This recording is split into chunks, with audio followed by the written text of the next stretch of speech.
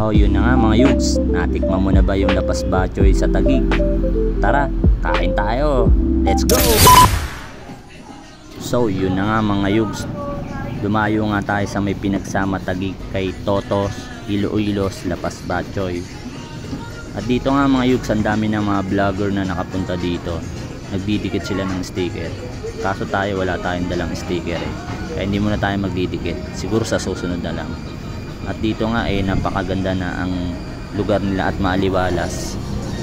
Yan na nga mga yugs, modern na nga ako ng special Iloilos, Lapas Bachoy. Para ka na rin nakapunta ng Iloilo pag natikman mo to mga yugs. At dito nga siya matatagpuan mga yugs sa Block 37, Lot 19, Pinagsama Phase 2. Pwede nyo ring i-search ang Totos, Iloilos, Lapas Bachoy. Lalabas na yan sa Google Map or Waze. Kaya mga yugs, pag napadaan kayo ng Taguig, punta na kayo dito. Na nga, nag-take out na rin ako. Babayush!